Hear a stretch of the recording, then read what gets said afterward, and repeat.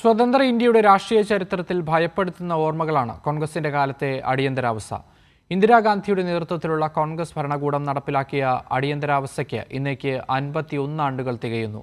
പൗരസ്വാതന്ത്ര്യങ്ങളെ അടിച്ചമർത്തി പ്രതിപക്ഷ സ്വരങ്ങളെ ഇല്ലാതാക്കാനുള്ള ശ്രമം ഫാസിസ്റ്റ് ഭരണകൂടത്തിന്റെ 21 മാസങ്ങളെ ഓർത്തുകൊണ്ട് നമ്മളിന്ന് അടിയന്തരാവസ്ഥ വിരുദ്ധ ദിനമായി ആചരിക്കുന്നു. സ്വതന്ത്ര ഇന്ത്യയുടെ ചരിത്രത്തിലെ കറുത്ത അധ്യായം. ജനാധിപത്യത്തിന്റെ പൊരുളുകളെ അധികാരത്തിന്റെ ഹുങ്കാൽ തേച്ചുമാച്ചു കളഞ്ഞ 21 മാസത്തെ ചരിത്രം അടയാളപ്പെടുത്തിയത് ഇങ്ങനെയാണ്. 1971 നടന്ന ലോക്സഭാ തെരഞ്ഞെടുപ്പിൽ പ്രധാനമന്ത്രിയായിരുന്ന ഇന്ദിരാഗാന്ധി വ്യാപക തിരിമറി കാട്ടി.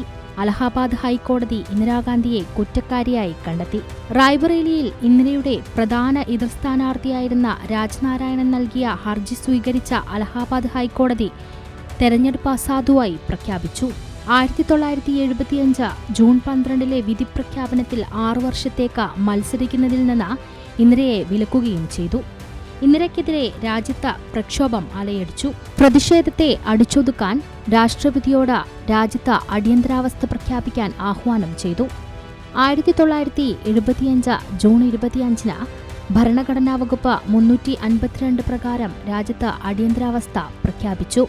സമാനതകളില്ലാത്ത ക്രൂരതയാണ് പിന്നീട് രാജ്യം കണ്ടത്. പ്രതിപക്ഷ നിരയിലെ എല്ലാ ശബ്ദങ്ങളും അടിച്ചമർത്തി. നാവടക്കൂ പണിയെടുക്കൂ എന്ന അധികാരവാക്യത്തിൽ രാജ്യത്തെ നിശ്ചലാവസ്ഥയിൽ പിടിച്ചു നിർത്തി. കേരളത്തിലും വലിയ അക്രമങ്ങളാണ് നടമാടിയത്. പോലീസിന്റെ തേർവാഴ്ചയിൽ കനത്ത പ്രതിഷേധം ഉയർന്നുവന്നു. പ്രക്ഷോഭങ്ങളിൽ മുൻനിരയിൽ നിന്ന മാർക്സിസ്റ്റ് കമ്മ്യൂണിസ്റ്റുകാർക്ക് കനത്ത പീഡനം നേരിടേണ്ടി വന്നു. കേട്ടുകേൾവിയില്ലാത്ത പീഡനങ്ങളും മർദ്ദനമുറകളും അതിജീവിച്ച പുതിയൊരു ചരിത്രം തന്നെ പ്രക്ഷോഭകർ രചിച്ചു. ഒടുവിൽ 21 മാസങ്ങൾ നീണ്ട ഇരുണ്ട രാഷ്ട്രീയത്തിന് 1977 മാർച്ചിൽ വിരാമമായി. ഇന്ദിരയ്ക്ക് അടിയന്തരാവസ്ഥ പിൻവലിച്ച തെരഞ്ഞെടുപ്പ് നേരിടേണ്ടി വന്നു. ഇന്ദിരാഗാന്ധിക്കും കോൺഗ്രസിനും രാജ്യത്ത് വലിയ തോൽവിയും നേരിടേണ്ടി വന്നു. ഏത് ഏകാധിപതിയെയും എങ്ങനെയാണ് കാലം പുറന്തള്ളിയിട്ടുള്ളത് എന്ന് ഈ അടിയന്തരാവസ്ഥ വിരുദ്ധ ദിനത്തിൽ നാം ഓർക്കേണ്ടതാണ്. News desk Kairali news.